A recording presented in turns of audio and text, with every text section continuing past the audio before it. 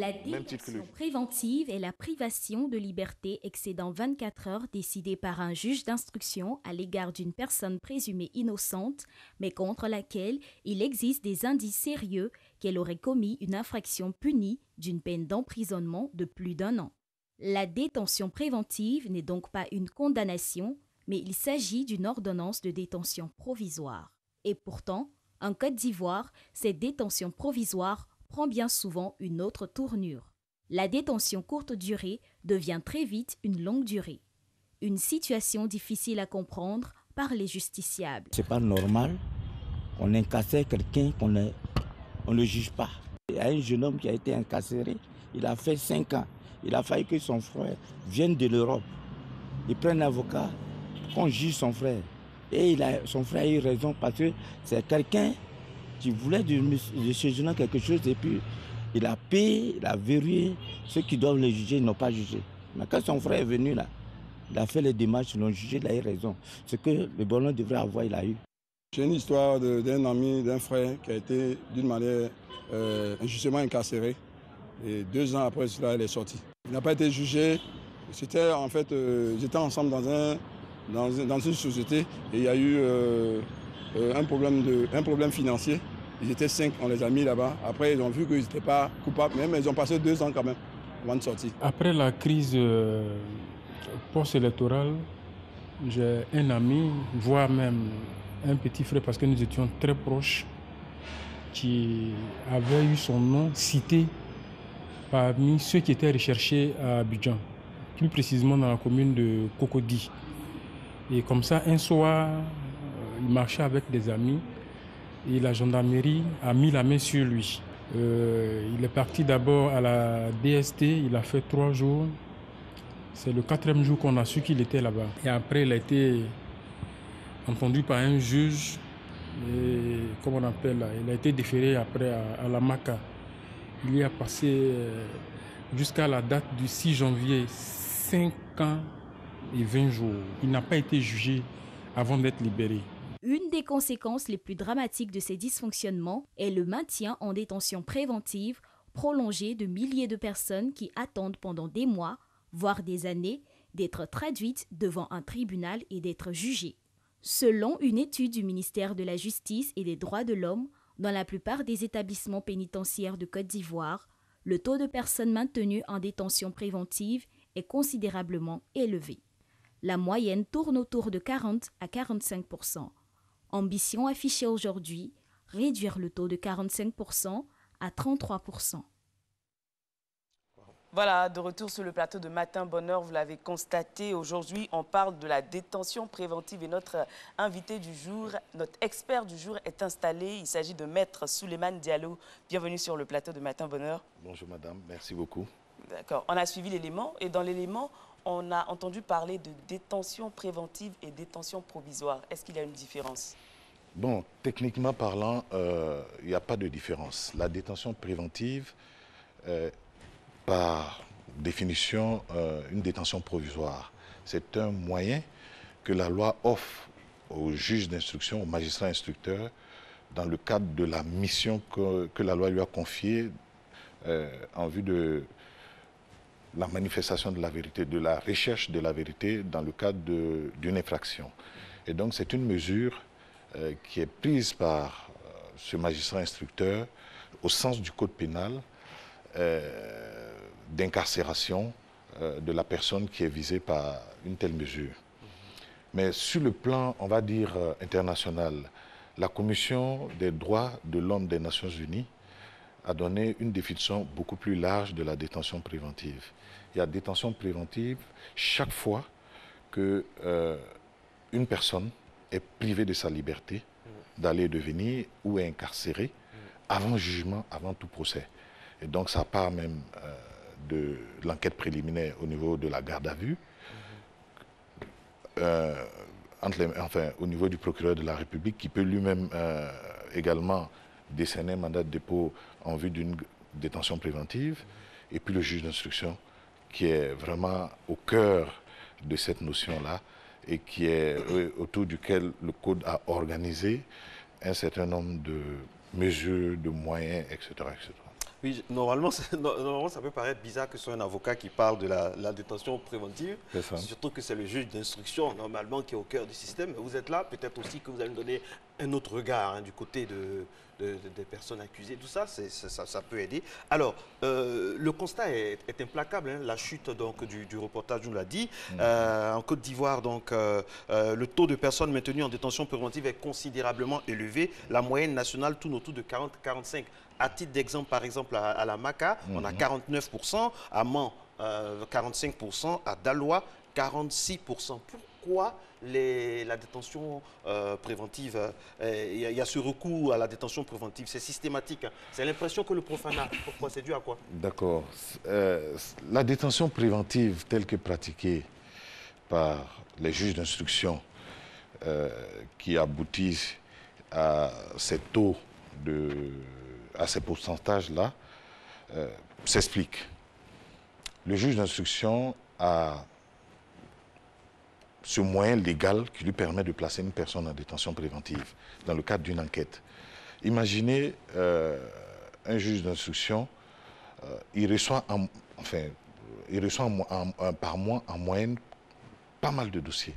Chaque fois qu'une personne est déférée, que le procureur de la République estime que les faits pour lesquels il a été déféré ne sont pas suffisamment clairs, il peut décider de saisir un juge d'instruction. Donc, imaginez un peu le nombre de personnes déférées par jour devant les parquets d'instance. Et donc, cela peut s'expliquer par le fait qu'il y a beaucoup de cas de déferment devant le procureur de la République qui conduit ces personnes-là devant le juge d'instruction. Il y a le fait également que les juges d'instruction ne sont pas en nombre, à mon avis, suffisant. À Abidjan, qui regorge le plus grand nombre d'activités en cette matière-là, il y a environ, on va dire, 15 juges d'instruction. Vous avez 3 juges d'instruction à Yopougon, 2 juges des enfants au tribunal d'Abidjan, 10 juges d'instruction au tribunal d'Abidjan, ça vous fait à peu près un total de 15 juges d'instruction. Et ces juges d'instruction reçoivent, bon, je n'ai pas les statistiques, je sais qu'en moyenne, par mois, ils doivent recevoir pas moins d'une vingtaine de dossiers par juge d'instruction. Voilà.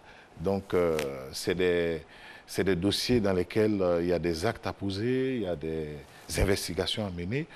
Et malheureusement, dans la pratique, on a recours systématiquement, ces derniers temps, en tout cas, c'est ce que j'ai constaté, au placement en détention préventive. Voilà.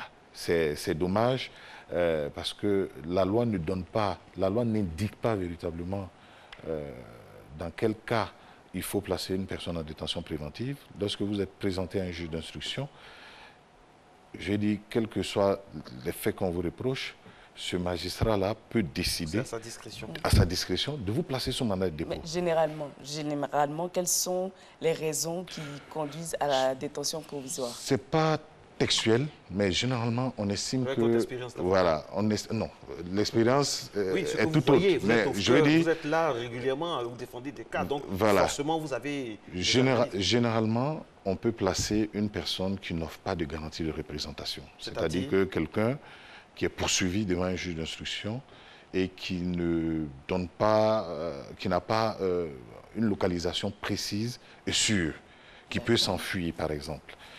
On peut placer également quelqu'un en détention pour sa propre sécurité. Une personne qui est poursuivie pour la protéger, par exemple, de la victime de l'infraction, des parents de la victime de l'infraction, pour sa propre sécurité, on peut placer cette personne en détention préventive. On peut également placer une personne en détention préventive lorsque on estime que la personne peut effacer les traces de l'infraction ou des faits qu'on lui reproche. Donc, c'est des mesures, enfin, ce sont des critères indicatifs, pardon. Ce n'est pas textuel, mais dans la pratique, je peux vous dire que ce n'est pas le cas. Le juge d'instruction peut, sans vous donner les raisons pour lesquelles il vous place en détention, décider de prendre une telle mesure. Parce que quand vous êtes présenté devant un juge d'instruction, la première fois, c'est important que je vous le dise, il vous inculpe. L'inculpation, c'est le fait pour le juge d'instruction de porter à votre connaissance les faits que le procureur ou si c'est une plainte à constitution de partie civile, le plaignant vous reproche. Et les textes qui fondent la poursuite engagée contre vous. Ça, c'est le jour de la première comparution. Et c'est un procès verbal qui est établi, voilà, d'une rencontre, et au cours de laquelle il peut vous déclarer qu'il vous met sous mandat de dépôt. C'est normal ou c'est un abus de pouvoir? Je pense que c'est ce que le texte, c'est ce que le code prévoit. Mais en tant qu'avocat de la défense, naturellement, je trouve que c'est un peu anormal. Parce que le juge d'instruction, il est avant tout un juge, même s'il est enquêteur quelque part. Alors, ces décisions doivent être matérialisées. Alors, quand le juge décide de vous placer sous mandat de dépôt, il le proclame simplement. Il ne prend pas une ordonnance, il ne prend pas une décision. C'est acté par le procès verbal du greffier. Et puis, vous êtes placé en détention préventive. Il y a un imprimé, un mandat. Généralement, c'est le mandat de dépôt qui est la source de la détention préventive, la source principale en tout cas. Et le mandat de dépôt, c'est un imprimé avec un certain nombre de mentions, c'est-à-dire qui comportent l'identité de la personne poursuivie, les faits qui lui sont reprochés, les textes législatifs ou réglementaires qui sous-tendent la poursuite, et puis la signature du juge et son sceau. Le mandat est contresigné quand c'est devant un tribunal de première instance par le procureur de la République. Même en présence de l'avocat. Mais bien entendu, et c'est là que vous voyez la psychose des avocats que nous sommes. Parce que le juge, il a des moyens redoutables. Heureusement, le juge d'instruction, on n'a pas un juge d'instruction là pour se défendre par rapport à ce que vous dites. Bon, je n'accuse pas les juges d'instruction, c'est le système. On sent que c'est naturellement l'avocat. Alors, la Côte d'Ivoire a environ 16 000 détenus. 16 000 détenus en Côte d'Ivoire. Et il y a près de 5 000 qui le sont au titre de la détention préventive. Pratiquement le tiers. Est-ce que la détention préventive n'est pas la cause cardinale de notre surpopulation carcérale? À mon avis, je dirais oui. Parce que... je vous disais tantôt, il y a environ 15 juges d'instruction rien qu'à Abidjan. Le tribunal, dans le ressort je ne dirais pas de la cour d'appel d'Abidjan, mais de la ville d'Abidjan, vous avez à peu près 15 juges d'instruction. Si on estime que ces juges d'instruction en moyenne, en termes de détenus, ne serait-ce que, excusez-moi, 100 personnes, quand vous faites la multiplication du nombre de juges d'instruction par le nombre de personnes détenues en moyenne par ces juges-là, eh bien, on a facilement les 1500 détenus. Et quand vous êtes détenu, je veux dire, c'est laissé à l'appréciation du juge d'instruction. Effectivement, il y a énormément de personnes qui sont en mandat de dépôt, tout ça, mais il y a un recours systématique, ça a été décrié même par le garde des Sceaux. Des choses sont faites afin que cela puisse se résoudre. La preuve, l'objectif, c'est de passer donc à 33%. Et je rappelle que ce nombre de détenus, là, les instances internationales au niveau des droits de l'homme nous le reprochent. On a trop de personnes en prison au titre de la détention préventive. Moi, la question que j'aimerais poser, puisque vous êtes avocat, quel est le rôle de l'avocat dans le processus qui conduit à la mise en détention d'un présumé coupable? D'accord. Nous, on n'a pas un rôle en tant que tel. Notre rôle en tant qu'avocat, c'est justement de s'assurer que les dispositions du Code de procédure pénale qui régissent la détention préventive soient respectées. Malheureusement, comme je le disais tantôt, je ne sais pas si c'est la faiblesse du code, mais nous avons peu de moyens devant les juges d'instruction. Nous sommes par moments même impuissants devant les juges d'instruction qui peuvent décider de leur propre chef, de placer une personne qui est présentée devant eux en détention préventive, malgré tous les arguments qu'on peut avancer. D'ailleurs, le jour où vous comparaissez devant un juge d'instruction pour la première fois, il ne vous dit pas les raisons pour lesquelles il vous place en détention préventive. Il décide, bon, le procureur a demandé que nous menons une instruction contre vous, monsieur, pour les faits suivants sur le fondement des textes tant. Alors, pour les besoins de l'enquête, je vais vous placer en détention préventive. Justement, vous, en tant qu'avocat, qu'est-ce que vous pouvez faire pour éviter à votre client la détention préventive? Mais absolument rien. Absolument rien. Quand vous êtes devant le juge, et je pense, c'est un juge d'instruction, on va dire, un peu plus compréhensif, vont vous permettre de développer des arguments dans le sens de faire rapporter une telle mesure quand elle est prise. Ça peut changer quelque chose, les arguments? Par moment, par expérience, je dirais non. Je n'ai jamais vu, j'ai rarement vu des juges être sensibles aux arguments développés par un avocat au moment où il décide de placer. Non, le juge n'a pas à être sensible aux arguments d'un avocat, mais à être sensible à la loi. Mais je veux dire, la loi lui donne ce moyen-là, que quand vous venez devant lui pour la première fois et que vous êtes poursuivi de vous placer, il peut décider de décerner un mandat de dépôt contre vous, pour vous placer en détention préventive dans le cadre de sa mission. Mais comme je l'ai dit, nous, avocats, en ce moment-là, on ne peut que essayer de plaider, de sensibiliser le juge sur les garanties de représentation ou le fait que la personne mise en liberté, maintenue en liberté, ne peut en aucun cas entraver le processus de manifestation de la vérité. Mais à cela, il faut que je fasse une précision. La loi dit qu'en matière de détention préventive, la règle, c'est la liberté. C'est-à-dire que quand vous venez devant un juge d'instruction, il ne va vous placer en détention préventive que dans le cadre de l'exception. C'est vraiment un cas exceptionnel. Mais dans la pratique, ce n'est pas le cas, malheureusement. Maître Diallo, il y a eu un séminaire de réflexion en novembre dernier à Yamoussoukro, dans le cadre du cadrage sur la détention préventive, parce que je l'ai dit à l'entame, même le garde des Sceaux a reconnu qu'il y avait il y a eu une circulaire qui est passée pour le recours systématique au mandat de dépôt. Et à cette rencontre-là, on avait les représentants des avocats. Qu'est-ce que vous faites? Quelles sont les démarches que vous menez au niveau associatif afin de réduire, parce qu'il y va aussi de l'image de la Côte d'Ivoire? Je suis d'accord avec vous, il y a un travail à faire. C'est évident que les avocats sont, on va dire, de façon fondamentale, les porte-voix des justiciables au niveau du service public de la justice.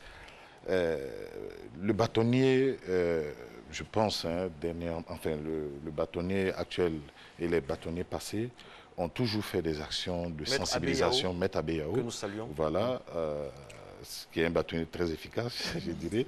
Et les bâtonniers successifs ont toujours fait des actions de sensibilisation vis-à-vis des pouvoirs publics, vis-à-vis même souvent du législateur. Je crois savoir qu'il y a une réforme du Code de procédure pénale qui est en cours, qui va apporter un certain nombre d'amendements pour vraiment canaliser cette mesure-là. Parce que, vous savez, en France, ce que nous vivons présentement, c'était ce qu'eux, ils vivaient. Ils ont instauré ce qu'on appelle le juge de la détention et des libertés. C'est-à-dire que le juge d'instruction, quand vous êtes présenté devant lui, il ne peut pas de son propre chef seul décider de vous placer en détention préventive. S'il veut aller s'il veut prendre une telle mesure, ou si le procureur veut qu'on vous place en détention pour X ou Y raison, vous allez devant ce juge-là pour présenter vos arguments. Vous pensez qu'il y a une dictature de l'instruction? Honnêtement. Je ne dirais pas ça. Je dirais plutôt que le juge d'instruction est un magistrat redoutable et qui a beaucoup de pouvoirs puissants en termes de détention et de liberté. Et en même temps, les personnes incarcérées sont présumées innocentes. Si après enquête, on se rend compte que ces personnes sont réellement innocentes, qu'est-ce qui se passe? Elles sont dédommagées? Vous, en tant qu'avocat, qu'est-ce que vous faites? Dans la pratique, rien. Mais rien n'empêche à une personne qui a été injustement détenue de réclamer un dédommagement. Je dis injustement parce que si au terme de l'instruction ou du procès qui a conduit à du procès qui a suivi votre détention, vous êtes déclaré non coupable des faits qui vous étaient reprochés, vous pouvez assigner l'État de Côte d'Ivoire parce que le ministère, les juges, les procureurs dépendent, ce sont des préposés de l'État de Côte d'Ivoire. Rien ne vous empêche d'engager des poursuites contre l'État de Côte d'Ivoire pour le mauvais fonctionnement de ses services judiciaires. Est-ce que la présomption d'innocence est un mythe dans notre pays? C'est une question délicate qui mérite réflexion. Dans la pratique, en tout cas en matière de détention préventive, lorsqu'on vous place lorsqu'on vous place en détention avant de vous avoir entendu sur les faits qu'on vous reproche, Je vous laisse le soin de répondre à la question que vous venez de poser. Non, voilà. Nous ne sommes pas juristes. Oui, je sais, mais c'est une question de bon sens. Je veux dire, la présomption d'innocence... Parce que même dans des reportages, on entend, quand on parle d'une affaire qui est en cours, on a l'impression que la personne est déjà accusée. Et ça, c'est vraiment un travail à faire, quoi. La présomption d'innocence, vous l'avez dit, hein, et j'ai ça sous les yeux, lorsqu'une personne est poursuivie, elle est présumée innocente jusqu'à ce que la preuve de sa culpabilité soit établie à l'issue d'un procès juste et équitable. Chez nous, en Côte d'Ivoire, on a l'impression, et même dans des pays africains, on a l'impression que franchement, ce n'est pas évident. Hein. Il y a des personnes qui sont encore en détention provisoire pendant des années, des années. Ce n'est pas normal. C'est douloureux pour leur famille. Selon les instruments internationaux qui ont été ratifiés par la Côte d'Ivoire, la Déclaration universelle des droits de l'homme, le Pacte international sur les droits civils et politiques, toute personne qui est en détention préventive doit, dans un délai raisonnable, être présentée devant un tribunal pour être jugée. Quel est ce délai-là? Les textes disent délai raisonnable. 5 ans, 10 ans, 20 ans? Bon, j'ai dit 10 ans, c'est trop. Pour un délit, c'est extrême. Je vous dis, en matière de détention préventive, le Code de procédure pénale, notamment les dispositions de l'article 138 du Code de procédure pénale, a essayé d'organiser la question. En matière de délit, c'est-à-dire les infractions qui sont jugées par les tribunaux correctionnels, le délai maximum de la détention préventive à ce niveau-là est de 6 mois. En matière criminelle, les faits les plus graves, les infractions les plus graves, il est de 18 mois. Mais le même article dit que dans certaines infractions, concernant certaines infractions, ou sous certaines conditions, le juge d'instruction peut, tous les 4 mois, vous décerner un mandat enfin, proroger son mandat de dépôt qui a été pris à votre encontre. Et là, la loi ne donne aucun terme. On peut vous détenir sur une longue durée pour une infraction, tout simplement parce que dans la pratique, hein, c'est ce qui ressort de la pratique, le procureur de la République qui a décidé d'engager les poursuites contre vous vise un article du Code pénal, l'article 110. Lorsqu'il vise cet article, le juge d'instruction se donne le droit de proroger votre mandat de dépôt tous les 4 mois. C'est quand même extrêmement, je dirais, grave. Parce que selon, comme je l'ai dit, les instruments internationaux que la Côte d'Ivoire a ratifiés, on doit faire le mieux de la meilleure façon pour abréger la détention préventive. Parce qu'encore une fois, la détention préventive n'est pas une peine, ce n'est pas une sanction, c'est une mesure simplement, on va dire, conservatoire. Elle ne doit pas être longue, elle doit être faite de façon, on va dire, objective et impartiale. Vu que c'est une mesure, est-ce que le détenu a des droits? Oui, le détenu qui est gardé, enfin qui est en détention préventive a des droits. Il a le droit de se faire, par exemple, assister d'un avocat. Dans la pratique, hein, l'exécution de la détention préventive veut qu'il ne soit pas incarcéré dans les mêmes, dans un même endroit que les personnes qui sont condamnées. C'est pour ça que vous verrez à Maka, il y a le bâtiment A qui est pour les personnes en préventive, le bâtiment B pour les condamnés, le bâtiment C bon, pour les condamnés à des peines criminelles, etc., etc. Dans la pratique, bon, tout le monde est mélangé en prison. Ce n'est pas un droit qui est fondamentalement respecté, c'est une question de moyens. Absolument, parlons de moyens. Je rappelle que la norme internationale est de 25 à 30% au niveau donc de... Et nous, en Côte d'Ivoire, nous sommes à 40 à 45%. Voilà, le taux de personnes maintenues en détention préventive, hein, c'est ça qu'on parle. En Côte d'Ivoire, de 40 à 45%, ça sont les chiffres officiels. Alors que, bon, au niveau international, ça oscille entre 25 et 30%. Il y a du boulot. Est-ce que vous avez un cas concret que vous avez défendu et qui vous a montré quand même les limites de votre action et surtout la trop grande puissance, par exemple, de oui, j'ai un cas. J'ai énormément de cas. J'ai dit tous les jours que Dieu fait, on est confronté à des cas. Mais il y a un des cas très symptomatique qui a retenu toute mon attention ces derniers temps. J'ai un client qui est même un parent qui était poursuivi par un juge, enfin qui a été lui-même dans le cas précis, c'est symptomatique de ce que j'estime être redoutable. Ce parent-là a été, on va dire, poursuivi par une personne privée, une de ses connaissances, dans le cadre d'une plainte à constitution de partie civile. C'est-à-dire que ce n'est pas le procureur qui a pris l'initiative de la poursuite. Le plaignant a saisi le juge d'instruction de faits punissables contre ce client-là. Et je pense que le plaignant proclamait ou clamait partout qu'il allait faire incarcérer mon client. Et donc, j'ai même été voir, parce qu'il y a un délai de convocation. Quand vous êtes convoqué, on ne vous dit pas exactement ce qu'on vous reproche. On vous dit simplement, vous êtes prié de vous présenter devant le juge d'instruction pour affaire vous concernant. Donc, quand j'ai été prendre les renseignements concernant cette affaire, j'ai rencontré le juge d'instruction, ce qui fait partie de mon rôle d'avocat. Et j'ai échangé avec lui sur la question. Il m'a simplement dit que lui, il attendait que mon client comparaisse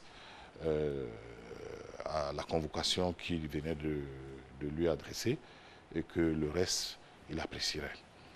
Et donc, moi, j'ai rassuré plus ou moins mon client. Je l'ai amené à comparer devant le juge d'instruction. Et quand on est arrivé, il est venu de chez lui de la maison, vraiment en toute liberté. Hein. Il n'était pas détenu. Il a comparé devant le juge d'instruction qui lui a notifié les charges que son adversaire lui opposait. Et il a décidé de le placer sous mandat de dépôt.